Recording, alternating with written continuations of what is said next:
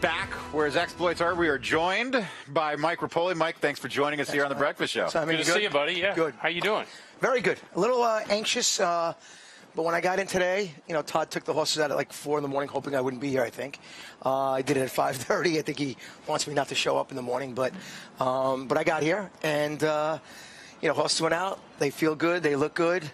Entourage is coming in later tonight or tomorrow, and excited about the big races. So let's talk about the biggest race. I want to start because Fierceness, there's one thing. You might be a controversial character. One thing that's not controversial about you is that you're very game. The game's been shipped to bring Fierceness back for this campaign this year. You could have easily retired him.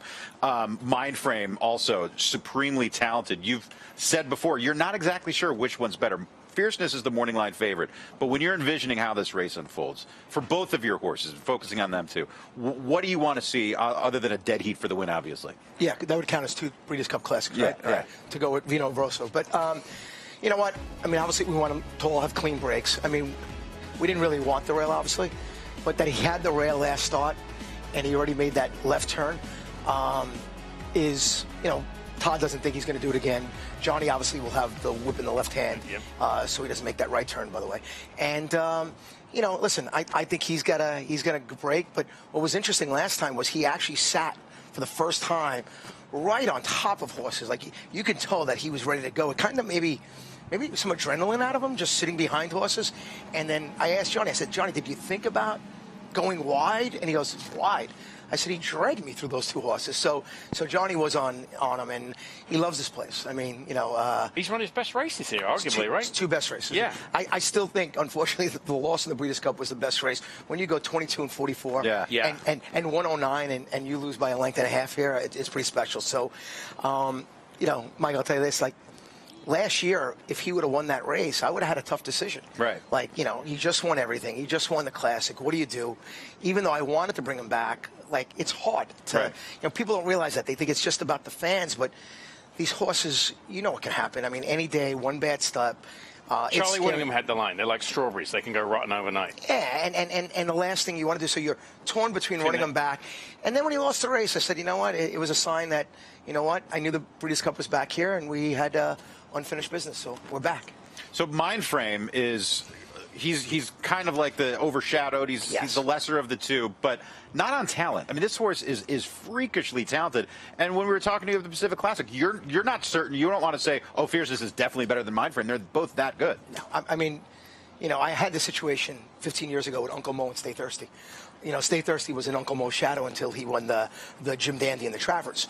But here, Mindframe has won it 7 furlongs. He's won it a mile. He's won it a mile and a 16th, mile and an 8th. He is definitely the most consistent horse, other than, unfortunately, his jockey falling off him last time.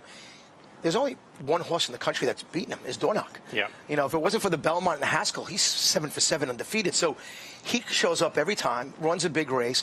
He raced Sierra Leone in the Belmont. Sierra Leone was 3rd. He was 2nd. Raced him in the Stephen Foster. He was 1st. Sierra Leone was 2nd. So he's going to be 10 to 1, 12 to 1. I think that's just the Fierceness Sierra Leone effect. But this horse should, he's got a gooder chance as those 2 horses to win this race. So what's it like being an owner and having a horse like Sierra Leone that's kind of been the burr in the saddle? It's part of that rivalry. For the fan, it's great because we have the showdown. It's everything. It's 2 horses against each other. It's you versus Coolmore. It's Chad versus Todd. What's it like from your perspective? Contrary thinking versus fierceness, things like that. No. For me, it's I love this. Like I don't know if you guys have picked up, but I stir the pot once in a while. Right. Have you seen that? Once or twice. I've heard, yeah. It's getting out there a little bit more, but I love that. Like, to me, like when I'm in social media or I'm having interviews, I'm engaging, I'm having fun. Like, I'm laughing every time I'm running. And these people, obviously big fans or fans against, either way, they take it very seriously. They take it literally. You're trying to just create entertainment. I think that's what makes it special. Right. Yes. Like I love, it's, Repole, you're great for the game. I love you. I love this. Repole, you're fat slob, go here. Like, to me, I get entertainment by both of them. Right. And when you can get that type of emotion from both sides, this extreme, that they start fighting each other, it's pretty special. But, this is Coolmore, Chad, Todd, me, Vinny Viola with Mindframe. I think this is what racing's about, right? It's we about get it every day. You're Yeah. an idiot. You went 0 for 8, Simon. You couldn't pick a winner. And then the next day you're a genius when you pick 2. Do you really pick 2 though? Yeah. All right. But, no, but there is the Howard Stern effect, right? The haters support you just as much as it's about having a strong opinion, whether it's good or bad. It's having that vested opinion, and that the passion runs both ways. So just if you elicit that, it gets more engagement. 1,000%, Mike. And what's weird is that this game has no one that's vocal. Right. I mean, you know, listen, if you said name the top 5 owners in the game, I don't know if you can come up with 4 others. I mean, like, or, you know, someone would be in Dubai or somebody would be in an, you know, Irish castle. Like it's hard to make those people, you know, like let the fans get into what's going on with what they're doing behind the scenes. So, you know, we got to get, you know, the horses are the stars. But the trainers, the jockeys, the owners, the groom, how do we build this sport where it's about people and horses? And the horses are here, you know, like, you know, Todd's in his 27th year of training. Johnny Velasquez, you know, 27, 28 years. These horses, it's 1 year, 2 years, or 3 tops. Right. Like Fierceness, 2-year-old champ, came back, came in second in the Breeders' Cup last year, and now he's back again. That doesn't happen. I'm not sure. You guys would know better than me. When was the last time a dirt horse was in 3 straight Breeders' Cups? A dirt horse. You know, I'm not sure. Right. You know? Yeah. I mean, it's happened with Beholder, but not 3 consecutive. But this was the race. I mean, to your point, this was the race that I think in 20 years, Fierceness, Baeza, obviously the Scratch of Sovereignty has turned it upside down. The Japanese participant. But to your point, we got to highlight the people. I think that's changed in the last 10 years. I think horse racing in particular, I think they've been very guarded with the media. I think the participants want to be treated like a big league sport. But when it comes to doing interviews in bad situations after a loss, I think sometimes, you know, they don't want to do that. But I think that's changed. I think you see that in the Breakfast of the Breeders' Cup show where people are just willing to talk into a microphone. But Simon, you don't always have to just get these guys after a race or before a race. We can do stories behind the scenes with the grooms and the jockeys and the horses and people's story. But, I mean, this race is one of the greatest races because, you know, forget about Sovereignty and journalism and Baeza, the 3-year-olds, but Forever Young came back. Sierra came back. Fierceness came back. Mindframe developed in the star that we thought he was going to be. So it's not the 3-year-olds that made this race. It's the 4-year-olds. Sure. And, you know, next year, I mean, you know, like journalism is supposed to go to Coolmore. Sovereignty's question mark. Forever Young and Baeza should be back. But, you know, we just have to make it where I didn't have to bring back Fierceness. I want to bring back Fierceness. You know, I am trying, you know, listen. You know, I'm in my mid-50s. I fell in this game when I was a teenage kid. I talk to these 15, 25, 35-year-old kids in the industry who love the sport. They're looking upon us to, like, make sure it's still here 5 years, 10 years, and 15 years from now. And, you know, my daughter's 10 years old. I mean, there's a lot that we can do together, but horse racing's our thing. You know, and she's right next to me every time. Daddy, are you nervous?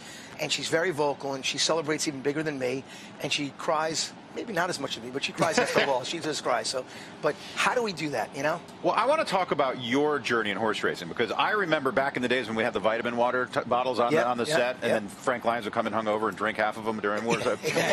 But you entered the game playing the claiming game. You wanted to learn the game from the owner perspective, from the ground up. You played the claiming game. You had titles in New Jersey and New York. I think you were the first owner to ever do that, be leading trainer in both states.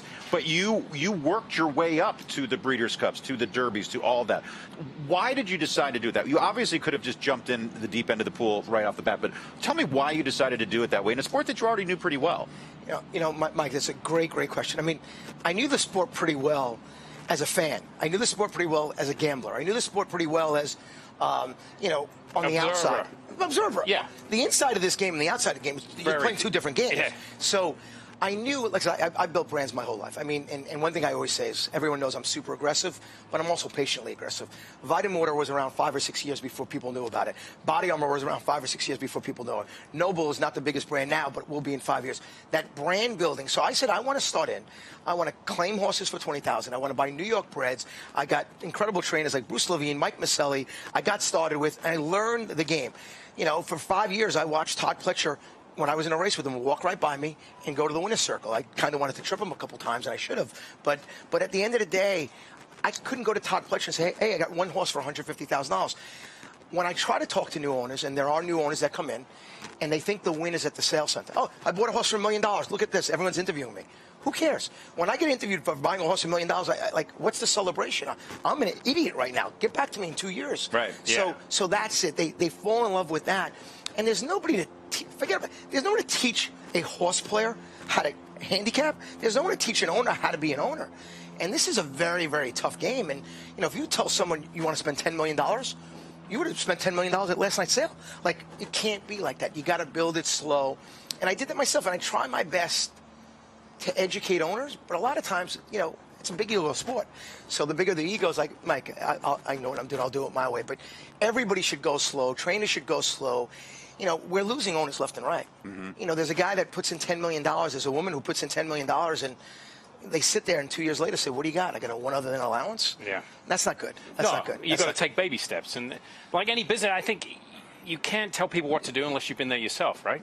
Yeah, and even if you do that, they have the answer anyway. Yeah. And I come on so keen and calming and you're a very low key guy. Yeah, I'm trying to just be super nice to everybody, and all of a sudden they start making fun of me. I have no idea what happens. Your entourage is calling our producer saying he's got to get back to the barn. You got to let him go because we could do this all day. We got a State of the Union address. I don't know.